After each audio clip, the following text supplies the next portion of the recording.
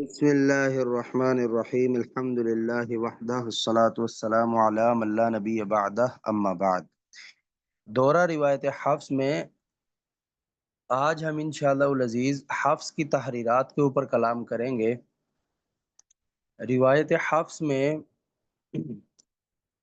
جب بھی دو ایسے کلمے آپس میں جمع ہو جائیں کسی ایک مقطع میں کہ جن کلمات میں دو دو وجوہ ہوں، تو پھر اس میں ترکوں کے حساب سے یہ دیکھا جائے گا کہ کیا اطلاقی طور پہ ساری وجہ جائز ہوں گی یا پھر اس میں کوئی نہ کوئی وجہ ناجائز ہوگی۔ تحریر کہتے ہیں تحقیق کو، اور تحریرات مطلب ہوا تحقیقات، اور علم قرات میں تحریرات کے کئی طریقہ کار ہیں، یعنی کئی چیزیں ہیں تحریرات میں آ جاتی ہیں، لیکن یہاں وقتی طور پہ روایت حفص میں جو ہم کلام کرنے لگے ہیں وہ صرف اتنا ہی ہے کہ دو کلمات کی اختلافی وجہیں آپس میں ضرب دیں۔ مثال کے طور پہ پہلا کلمہ اس میں دو وجہیں، اگلا کلمہ اس میں بھی دو وجہیں، تو دو اور دو ضرب چار ہو گیا۔ تو ان چار میں سے کیا چار کی چار وجہ جائز ہیں، یا کوئی ایک وجہ جائز ہے، یا تین جائز ہیں، یا دو جائز ہیں، یا کتنی جائز ہیں؟ اگر ساری جائز ہیں تو اس کو اطلاق کہتے ہیں، اطلاقی وجوہ، اور اگر ان میں سے کوئی ایک آدھ ناجائز ہے تو وہ تحریر کی وجہ سے ناجائز ہو جائے گی، تحقیق کی وجہ سے ناجائز ہو جائے گی۔ تحقیق کیا ہے کہ ایسا کوئی طریق ہی نہیں ہے، ایسا کوئی طریق ہی نہیں ہے۔ تو روایت حفص میں ایک قاعدہ آپ اپنے ذہن میں یہ بنا لیں، اگر مد منفصل کا آپ توسط کر رہے ہوں اور یہ اختلافی کلمات میں سے کوئی کلمہ ساتھ آ جائے تو ان کلموں کی دونوں وجہ جائز ہوتی ہیں، توسط کے ساتھ دونوں وجہ جائز ہوتی ہیں۔ مثلا ایک کلمہ ہے نا اختلافی یبسطو، اب یبسطو میں توسط کے ساتھ سین بھی آ جاتا ہے، سواد بھی آ جاتا ہے۔ بسطتن میں توسط کے ساتھ سین بھی آ جاتا ہے، سواد بھی آ جاتا ہے۔ ام ہم المسیطرون میں توسط کے ساتھ سواد بھی آ جاتا ہے، سین بھی آ جاتا ہے۔ اسی طرح یہ جو سکتہ والے کلمات ہیں، جو چار کلمات ہیں سکتے والے، اس میں بھی توسط کے ساتھ عدم سکتہ بھی آ جاتا ہے، سکتہ بھی آ جاتا ہے، ٹھیک ہے۔ یاسین والقرآن میں توسط کے ساتھ ادغام بھی آ جاتا ہے اور اظہار بھی آ جاتا ہے۔ یعنی اگر مد منفصل کے ساتھ ان اختلافی چیزوں میں سے کوئی ایک چیز آئی ہو، کوئی ایک چیز آئی ہو، تو پھر دونوں وجہ جائز ہوتی ہیں توسط کے ساتھ۔ غنہ بھی عدم غنہ بھی آ جاتا ہے، سکتہ اور عدم سکتہ بھی آ جاتا ہے، ٹھیک ہے۔ لیکن قصر کے ساتھ اگر ان میں سے کوئی ایک چیز آئی ہو تو پھر کوئی ایک چیز متعین ہوتی ہے، ٹھیک ہے۔ جیسا کہ قرآن مجید میں بہت زیادہ جگہوں پر مد منفصل کے ساتھ غننے والا لفظ جمع ہو جائے تو قصر کے ساتھ غنہ نہیں آتا۔ اسی طرح مد منفصل کے ساتھ سکتے لفظی کے کلمات جمع ہو جائے، من آمن خلو الہ وغیرہ، تو یہاں بھی قصر کے ساتھ سکتہ نہیں آتا، ٹھیک ہے، نہ سکتہ مفصول نہ سکتہ موصول۔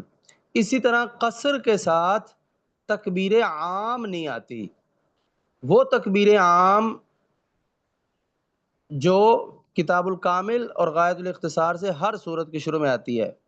اگر آپ کتاب الکامل کے طریق سے قرآن مجید پورا پڑھ رہے ہیں اور صرف تکبیر عام پڑھنا چاہتے ہیں تو کتاب الکامل میں قصر نہیں ہے، تو لہذا آپ قصر نہیں کر سکتے، بس اسی وجہ سے قصر نہیں آ رہا تکبیر عام کے ساتھ۔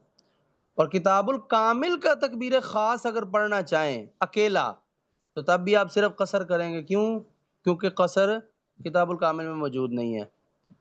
اسی طرح غایت الاختصار سے اگر آپ تکبیر عام پڑھیں تب بھی قصر نہیں کر سکتے، اور چاہے تکبیر خاص پڑھیں تب بھی قصر نہیں کر سکتے۔ ہاں، کتاب المصباح سے اگر آپ نے تکبیر پڑھنی ہے تو اس میں تو صرف تکبیر خاص ہے، تو لہٰذا قصر کے ساتھ آپ تکبیر خاص کر سکتے ہیں، ٹھیک ہے۔ تو مد منفصل کے قصر کے ساتھ ایک تو عدم تکبیر آ جاتی ہے، نمبر دو صرف کتاب المصباح کی یا کتاب المصباح کی تکبیر خاص آ جاتی ہے، بس اور تکبیر نہیں آ سکتی۔ یعنی کل ملا کر اگر موٹی بات آپ کرنا چاہیں تو آپ یہ کر سکتے ہیں کہ مد منفصل میں قصر کرتے ہوئے سورۃ الضحیٰ کے آخر سے تکبیر پڑھ سکتے ہیں، یعنی سورۃ الضحیٰ کے آخر میں تکبیر پڑھی، اسی طرح پڑھتے پڑھتے سورۃ الناس کے آخر میں تکبیر پڑھی، سور الختم کے آخر میں تکبیر آپ پڑھ سکتے ہیں۔ اس جملے کو تحریر کہیں گے۔ تحریر کیا ہوئی کہ مد منفصل کا قصر کرتے ہوئے سور الختم کے آخر میں تکبیر پڑھنا جائز ہے۔ سور الختم کے شروع میں بھی تکبیر نہیں پڑھ سکتے، اسی طرح قصر کے ساتھ ہر سورت کے شروع میں بھی تکبیر نہیں پڑھ سکتے۔ کلیئر ہے یہ بات؟ جی سمجھ آ گئی۔ تو اگر مد منفصل کے ساتھ صرف ایک چیز جمع ہوئی ہو تو پھر قصر کے ساتھ تو کوئی نہ کوئی چیز متعین ہوگی، اور منفصل کے توسط کے ساتھ پھر دونوں وجہ جائز ہوتی ہیں۔ اب آپ لوگوں نے پریکٹس کے لیے چند نقشے بنانے ہیں اس طریقے سے کہ پہلا آپ کا قاعدہ ہے نا، مد منفصل کے توسط کے ساتھ غنہ والے کلمہ میں دونوں وجہ جائز ہیں، اور قصر کے ساتھ صرف عدم غنہ جائز ہے۔ ایک نقشہ آپ نے اس کا بنانا ہے کہ پہلے مد منفصل آئی ہو اور پھر غننے والا لفظ آیا ہو۔ ایک جدول آپ نے اس کا بنانا ہے۔ ایک جدول آپ نے اس چیز کا بنانا ہے کہ مد منفصل کے ساتھ سکتہ مفصول آیا ہو۔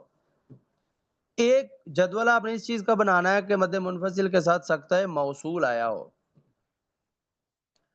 پھر اسی طرح ایک جدول آپ نے بنانا ہے کہ غننے والے لفظ کے ساتھ سکتہ مفصول کا لفظ آیا ہو۔ اسی طرح ایک آپ نے بنانا ہے کہ غننے والے لفظ کے ساتھ سکتہ موصول آیا ہو۔ ٹھیک ہے، تو یہ نقشے آپ لوگوں نے بنانے ہیں، اور یہ نقشے آپ نے الٹے اور سیدھے دونوں طرح بنانے ہیں، یعنی پہلے مد منفصل آئی ہو پھر غننے والا لفظ آیا ہو۔ ایک نقشہ بنانا ہے پہلے غننے والا لفظ آیا ہو پھر مد منفصل آئی ہو۔ اس طرح کر کے آپ نے نقشے بنانے ہیں۔ یہ بنانے کے بعد پھر آپ نے ایک نقشہ بنانا ہے۔ اب وہ 8 طرح کا نقشہ بنے گا، سیم رہے گا، عزف بھی اس کا سیم رہے گا، لیکن یہ ہے کہ نقشے 8 بنیں گے۔ اگر آپ بنا لیں گے تو آپ کے لیے آسانی رہے گی۔ مد منفصل، غننے والا لفظ اور سکتے والا لفظ، یہ آپ نے نقشہ بنانا ہے۔ اب سکتہ جو ہے وہ مفصول اور موصول دونوں طرح ہو سکتا ہے، تو آپ اس کو اکٹھا ہی کر لیں، چاہے مد منفصل پھر غننے والا لفظ پھر سکتے والا لفظ، ایک نقشہ اس چیز کا ہو گیا۔ اب اسی نقشے کو آگے پیچھے کرتے جانا ہے کہ منفصل کو بعد میں لے آئے، سکتہ پہلے لے آئے، منفصل کو بعد میں لے آئے، غنہ پہلے لے آئے، تو یہ ٹوٹل 8 طرح کے نقشے بنیں گے، تینوں چیزیں اگر اکٹھی آئی ہوں، تینوں چیزیں اکٹھی آئی ہوں۔ یہ نقشے بنانے کے بعد آپ نے عزف بھی لکھنا ہے کہ جو وجہ آپ بنا رہے ہیں وہ وجہ آخر کون کون سے طریق سے رہی ہے۔ اگر تو کوئی وجہ ہے جو کہ 2 یا 3 ترکوں میں آتی ہے تو اس کی تو پوری تفصیل لکھنی ہے، یعنی 6-7 ترکوں تک بھی اپنے پوری تفصیل لکھنی ہے، اور جس کے ترک 20 ہیں، 25 ہیں، 30 ہیں، 40 ہیں، تو ان کے لیے آپ خالی ایک آدھ کتاب کا بھی نام لے لیں گے تو کافی ہوگا۔ مثلا ایک کتاب کا نام لیا جس سے وہ وجہ آ رہی تھی، اور بقیہ 40-50 جو ترک بن رہے ہیں ان کو آپ وغیرہ کہہ کے بھی بیان کر سکتے ہیں۔ تو اب آپ نے ہر وجہ کے ساتھ یہ بھی لکھنا ہے کہ کون سی وجہ کہاں سے آتی ہے۔ جیسا کہ آپ نقشہ بنا رہے ہیں مد منفصل کے ساتھ سکتے کا، تو مد منفصل میں پہلی وجہ قصر ہے، آپ نے منفصل میں قصر کیا اور عدم سکتہ کیا۔ پہلی وجہ عدم سکتہ ہوتی ہے نا، آپ نے مفصول کا یا موصول کا عدم سکتہ کیا۔ اب یہ عدم سکتہ اور قصر یہ کس طریق سے آتا ہے؟ تو ٹوٹل 3 کتابیں اور 5 طرق ہیں قصر کے، ان 5 کے 5 میں قصر کے ساتھ عدم سکتہ ہے۔ اب آپ نے وہ 5 کے 5 طرق لکھ دینے ہیں، تو 5 طرق لکھنے کی بجائے آپ ڈائریکٹ ان 3 کتابوں کا نام لکھ دیں۔ لیکن قصر کے ساتھ عدم سکتہ لکھنا ہو تو اس کا عزو اس طرح لکھیں گے کہ طریق الولی من طریق الحمامی عن الولی عن الفیل عن عامر بن صباح عن حفص من کتاب المستنیر و کفایت الکبرى، یا پھر کفایت القلانسی لکھنا چاہیں تو وہ لکھ لیں، یا پھر کفایہ ابی العز لکھنا چاہیں تو وہ لکھ لیں۔ تو یہ تین نام ایک ہی کتاب کے ہیں۔ تو من کتاب المستنیر و کفایت الکبرى والمصباح، اس طریقے سے آپ نے عزو لکھنا ہے۔ عزو کا مطلب ہوتا ہے کسی چیز کی طرف نسبت دینا، یعنی ایک وجہ ہے نا، وہ وجہ کس کتاب میں مذکور ہے تو اس کا ساتھ حوالہ دینا، یہ عزو ہوتا ہے۔ جی نوشین۔ استاد محترم یہ کتابوں کے حوالے، کیونکہ ہم نے تو جو اختلافی کلمے پڑھے تھے، بدطریق شاطبیہ پڑھا، بدطریق طیبہ پڑھا، اور پھر بدطریق بتاتا ہوں نا، تیسیر صبر پڑھا۔ کریں نا، بتاتا ہوں اچھا ابھی۔ ٹھیک ہے، چلیں ٹھیک ہے۔ اب یہ جو عزو ہے، اب آپ لوگوں نے اس کو معلوم کہاں سے کرنا ہے؟ اس کے لیے ہم نے پورا ایک چارٹ بنایا ہے کہ جس میں روایت حفص کے تمام ترکوں کے ایک ایک کلمے کی ڈیٹیل دی ہوئی ہے۔ تو آپ لوگوں نے کلمہ جو ہے وہ دیکھ لینا چارٹ سے کہ کہاں لکھا ہوا ہے۔ مثال کے طور پہ مد منفصل اور سکتہ، ان دونوں کا کالم آپ نے دیکھنا ہے۔ آپ نے اس میں یہ دیکھنا ہے کہ مد منفصل میں قصر کہاں کہاں لکھا ہوا ہے، اور کیا قصر والے ترکوں میں آگے سکتہ ہے یا نہیں ہے۔ اگر سکتہ ہے تو اس طریق سے قصر کے ساتھ سکتہ لکھ دینا ہے، اگر نہیں ہے تو پھر آپ نے قصر کے ساتھ سکتہ نہیں کرنا، کیونکہ ایسا کوئی طریق ہی نہیں ہوگا۔ اور ایسا کون کون سا طریق ہوگا جو کہ مد منفصل کے قصر کے ساتھ عدم سکتہ والا ہے، تو وہ سارے طرق آپ نے اپنے پاس مینشن کر لینے ہیں۔ یہی سیم کام آپ نے سکتے والے کے ساتھ کرنا ہے، یہی سیم کام آپ نے ہر کلمے کے ساتھ کرنا ہے۔ جن دو کلموں کو آپ آپس میں جوڑنا چاہیں، ان دونوں کلموں کا کالم آپ کھول لیں اور آپس کی وجہ بنائیں۔ ٹوٹل وجہ تو 4 ہی بنیں گی نا، یعنی پہلا کلمہ اس میں بھی 2 وجہ ہیں، اگلا کلمہ اس میں بھی 2 وجہ ہیں، تو دونوں کو آپس میں ضرب دیں گے، 4 وجہ بنیں گی۔ اب 4 کی 4 وجہ بنانے کے بعد دیکھیں کیا وہ چاروں کی چاروں ترکوں میں آتی ہیں یا نہیں۔ اگر ان میں سے کوئی 2 وجہ یا 3 وجہ یا کوئی ایک وجہ کسی بھی طریق سے نہیں آتی تو وہ وجہ ناجائز ہو جائے گی، اور جو وجہیں اس میں آتی ہیں تو کون سی وجہ کس کس طریق سے آتی ہے، تو یہ آپ نے اپنے پاس لکھنا ہے۔ اس ترکوں کی تفصیل لکھنے کو عزو کہتے ہیں، عزو۔ تو میں آپ سے وہ چارٹ جو ہے وہ انشاءاللہ شیئر کر دیتا ہوں۔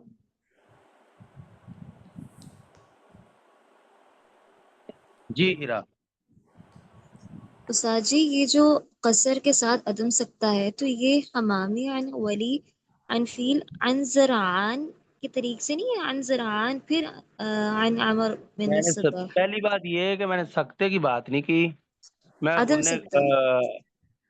میں قصر کے ساتھ عدم سکتہ کی بات کر رہا تھا، ایک چیز جی یہ، جی دوسری چیز یہ زرعان نہیں ہے، یہ فیل کا طریقہ ہے۔ ٹھیک ہے۔ روایت حفص میں سکتہ مفصول کل ایک طریق سے آتا ہے، اور سکتہ موصول بھی ٹوٹل صرف ایک ہی طریق سے آتا ہے، اور وہ جو سکتہ ہے نا وہ عبید کے طریق میں آتا ہے، اور یہاں ہم عدم سکتہ کی بات کر رہے ہیں قصر کے ساتھ۔ ٹھیک ہے، اصل میں میرے ٹھیک ہے، پاس لکھا ہوا تھا تو اس میں اس لیے مجھے کنفیوژن ہے نہیں نہیں، کہ فیل کے زرعان بعد ذرا۔ نہیں، نہیں جی نہیں نہیں، زرعان کے طرق میں نہ غنہ ہے، نہ غنہ تو ہے لیکن یہ نہیں ہے، سکتہ نہیں ہے۔ سکتہ ابی طاہر ابن ابی ہاشم کے طریق سے آتا ہے جی ٹھیک ہے، جزاک اللہ۔ یہ۔ تو میں آپ سے چارٹ ابھی شیئر کر دیتا ہوں۔ جی محوش۔ جی استاد محترم یہی میں نے کہنا تھا کہ آپ سامنے اگر چارٹ لا کے ہمیں ساتھ ساتھ اگر بتا دیں گے تو زیادہ سمجھ آ جائے گی نا ابھی ڈسکس کرتے ہوئے۔ ابھی میں آپ کو چارٹ بھیجتا ہوں، ایک منٹ۔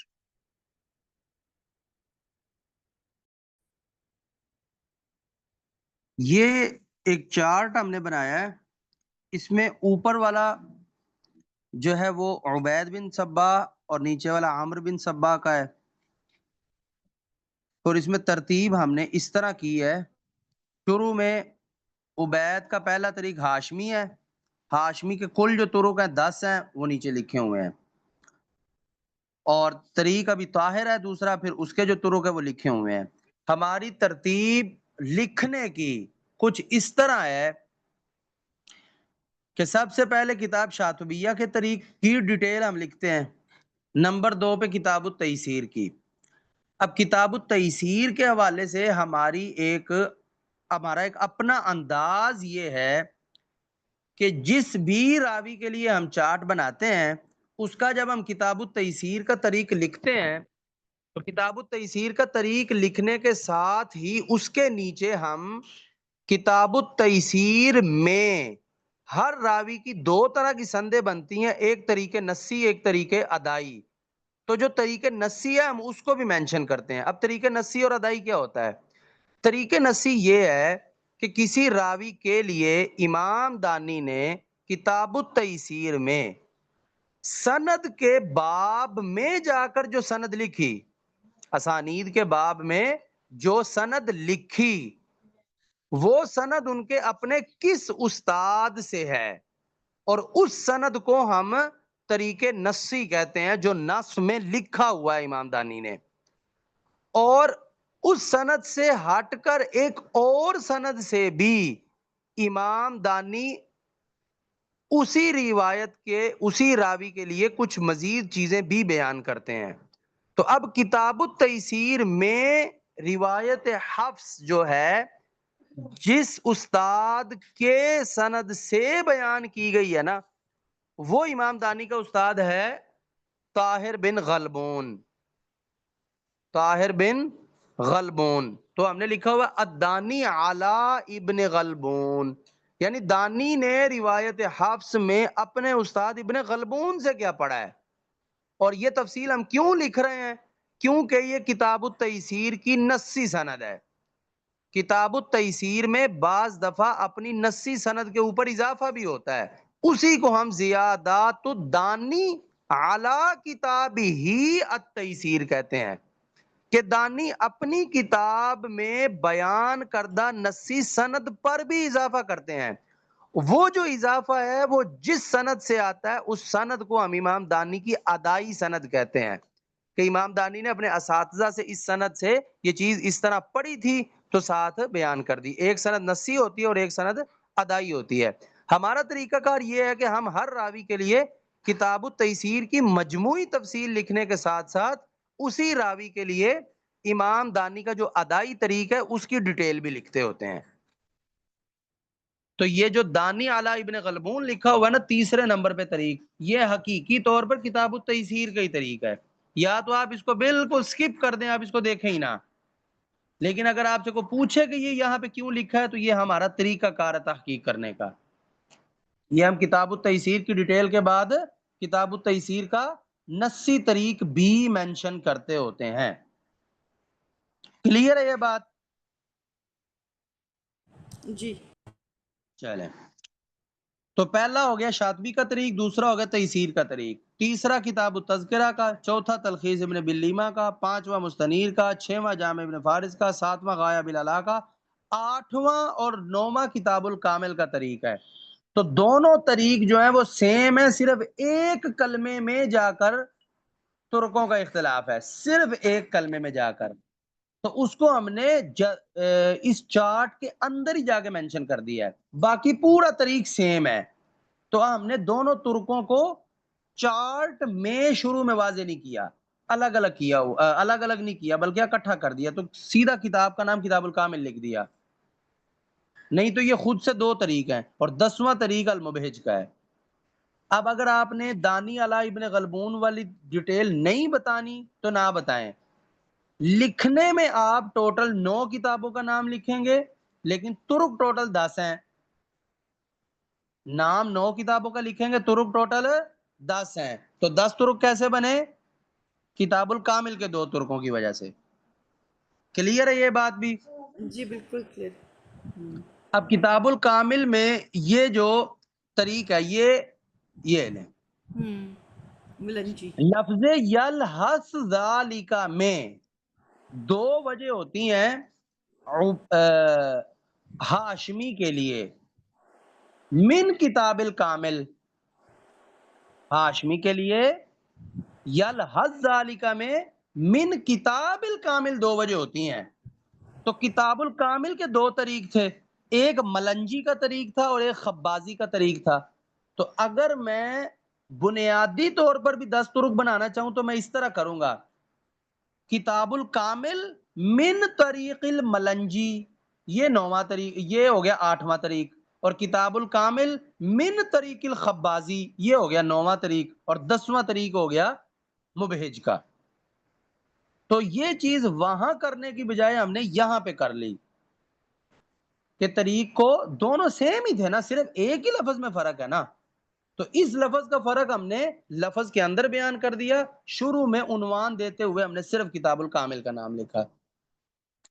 کلیئر ہے کہ ہم نے ہاشمی کے 10 ترکوں کی جگہ 9 کتابوں کا نام کیوں لکھا؟ یہ بات کلیئر ہے؟ جی یہ بلکہ سادہ آسان ہے اس طرح. اب ہاشمی کے ٹوٹل 10 طرق ہیں، جس میں سے کتاب الکامل کے 2 طریق ہیں. تو ہم نے یہاں پہ جو 10 گنتی بنائی ہوئی ہے وہ دانی علی ابن غلبون کا اضافے کے ساتھ بنائی ہوئی ہے. تو اگر آپ اس کو نہ اس میں مینشن کرنا چاہیں تو کوئی نہیں، یہ تو ہمارا طریقہ کار ہے نا، آپ نہ کرنا چاہیں نہ کریں.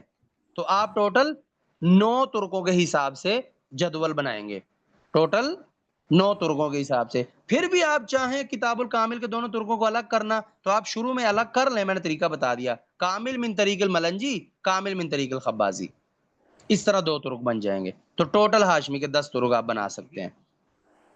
کلیئر ہے یہ بات؟ جی یہی سیم کام طریق ابی طاہر میں ہم نے کیا. کیا کہ اگر آپ اس کو گنیں، طریق ابی طاہر کے نیچے ہم نے جتنی کتابوں کے نام لکھے ہیں یہ ٹوٹل 13 ہیں، یعنی یہ ترک ٹوٹل 13 بن رہے ہیں. اور آپ نے پڑھا ہوا ہے کہ طریق ابی طاہر ٹوٹل تو 14 ترک ہیں. تو آخر ایک طریق کیسے مائنس ہو گیا؟ وہ مائنس نہیں کیا ہم نے، طریق ہم نے مائنس نہیں کیا، بلکہ سیم ٹو سیم طریق ہونے کی وجہ سے ہم نے 2 ترکوں کو اکٹھا کر لیا. اب یہ آپ لوگوں کے لیے سوال ہے کہ ایسا کون سا طریق ہے کہ جو ہم نے اکٹھا کیا ہوا ہے. اب یہ آپ اسانید میں جا کر اور اس کو آپس میں ٹیلی کریں گے تو آپ لوگوں کو سمجھ آ جائے گی. تو لکھتے وقت ٹوٹل 13 ترک کی تفصیل لکھیں گے، ہیں ٹوٹل 14، اور وہ جو 14واں طریق ہے جس کو ہم نے یہاں پہ مینشن نہیں کیا وہ اس لیے کہ وہ کسی نہ کسی طریق کے ساتھ بالکل سیم ہے. کسی نہ کسی طریق کا مطلب یہ ہے کسی ایک ہی کتاب کے 2 طریق ہیں جو کہ بالکل سیم ٹو سیم ہے. یہ نہیں ہے کہ ایک فلانی کتاب کا طریق اور ایک فلانی کتاب کا طریق سیم ٹو سیم تھا تو ہم نے دونوں کو اکٹھا کر دیا، یہ کام نہیں کیا. کسی ایک ہی کتاب کے 2 طریق تھے اور دونوں سیم ٹو سیم تھے تو ہم نے کتاب کا نام لے لیا، ترکوں کو آپس میں الگ الگ نہیں کیا. کلیئر ہے یہ بات؟ جی استاد محترم. سیم یہی کام پھر طریق الفیل میں بھی ہے، سیم یہی کام طریق زرعان میں بھی ہے. اب آپ کا یہ سوال تو آپ کو اس سوال کا جواب تو مل جائے گا کہ ٹوٹل ترک 52 ہے، لیکن یہاں پر گنتی کرتے ہیں تو ترک ذرا کم محسوس ہو رہے ہیں. اب وہ کیوں کم محسوس ہو رہے ہیں اس کا سوال کا جواب آپ کو میں نے دے دیا. اب آپ جس طریق کے مطابق بھی پورا قرآن پاک پڑھنا چاہیں تو آپ اس جدول کے پیش نظر پڑھ سکتے ہیں. مثلا آپ کا دل کیا کہ میں نے تلخیص ابن بلیمہ کے طریق سے پورا قرآن مجید پڑھنا ہے تو تلخیص ابن بلیمہ کے سامنے والی پوری رو میں تمام اختلافی کلمات کی ڈیٹیل دی ہوئی ہے. یہیں سے دیکھ کر آپ نے 2 کلموں کے مثال کے طور پہ پہلی مد منفصل کے ساتھ آپ لام اور را کا غنہ پکڑ لیں تو ایک جو کالم ہے وہاں سے آپ نے مد منفصل کی ڈیٹیل پکڑ لی اور ایک کالم جہاں پہ غنہ عدم غنہ لکھا وہ اس کی ڈیٹیل پکڑ لی، اور اس طرح دونوں کو آپ آپس میں ضرب کرتے جائیں تو ٹوٹل وجہ 4 بنیں گی. وہ چاروں کی چاروں وجہ کس کس طریق میں ہیں تو یہ اب آپ نے خود تلاش کرنی ہے. تو توسط کے طرق تو بہت زیادہ ہیں تو کسی ایک طریق کا نام لکھ کے آگے وغیرہ لکھ کے کام چل جائے گا، لیکن غنہ اور قصر کا طریق مینشن کرنا ہے.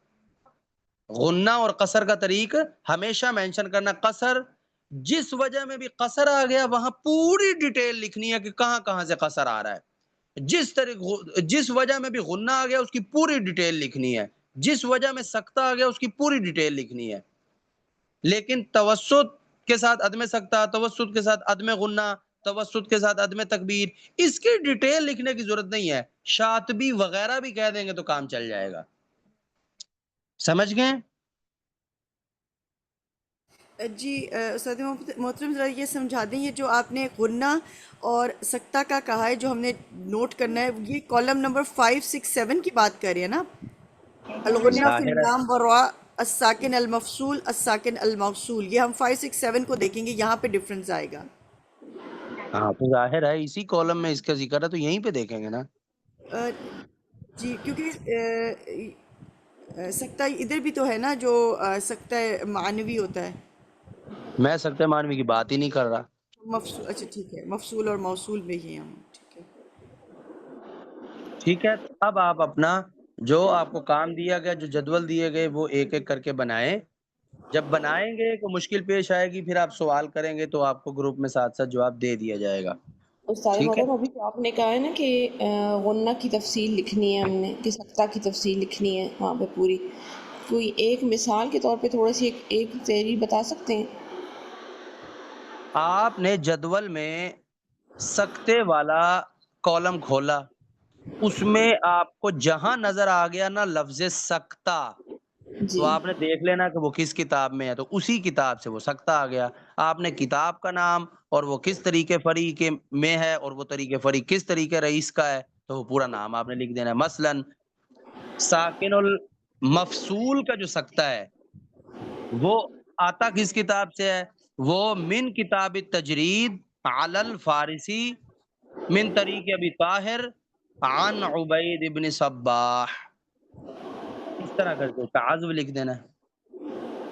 یعنی وہ وجہ کس کتاب سے آ رہی ہے اور وہ کتاب کس طریق میں ہے، یہ دونوں چیزیں لکھنی ہے.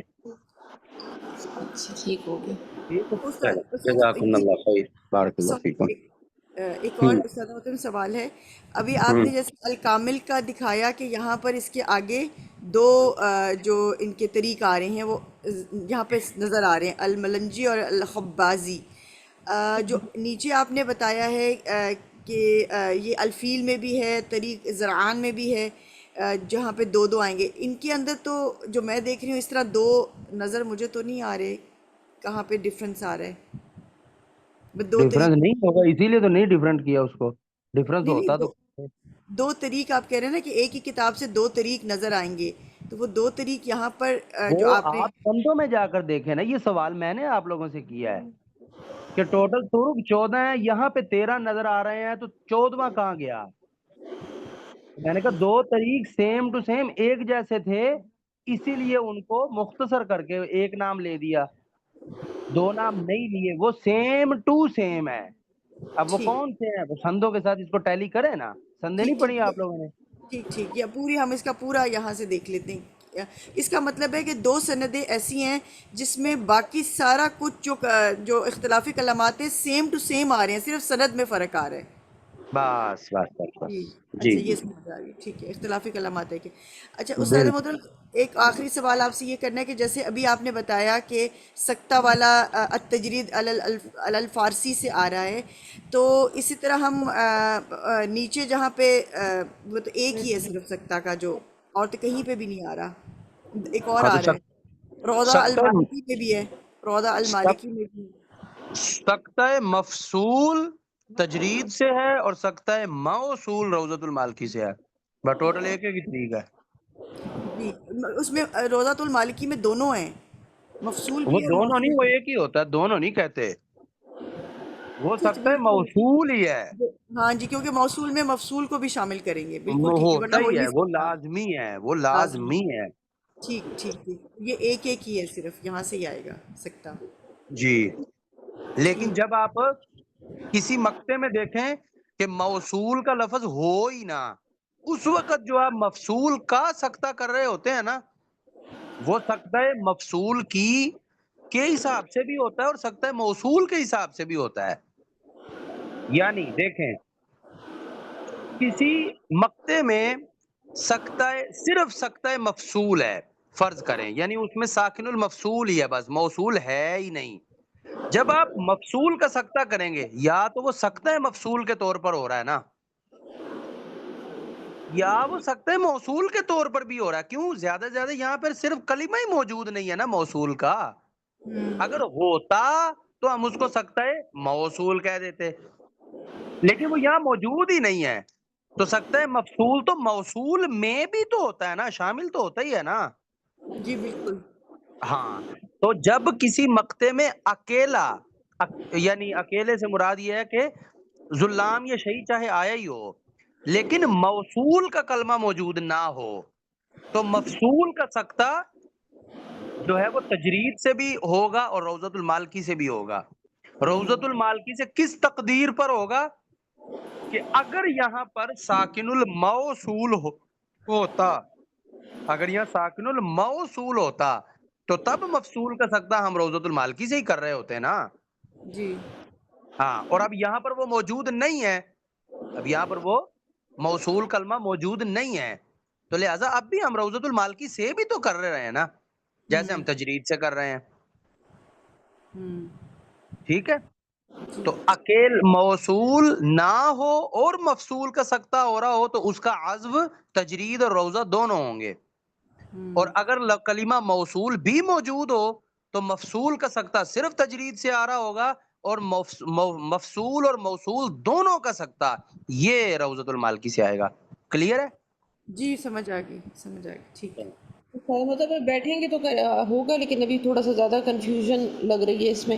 دوسرا یہ کہ آپ نے جو اپنے جدول بتائے ہیں ان کی جو ہیڈنگز لگانی ہے وہ پیچھے لیکچر جب دوبارہ سنیں گے تو اس میں آپ نے بتا دی ہیں نا کہ اوپر ہم نے ہاں کیا وہ کیا ساری وہ ساری میں نے بتائی ہوئی ہیں. ٹھیک ہے. چلیے، کمپلیکیٹڈ ہے جزاکم تھوڑا، اللہ خیر. بیٹھیں گے تو پھر انشاءاللہ اللہ تعالیٰ کرے آسان ہو بارک جائے. اللہ فیکم. حیاکم اللہ تعالی.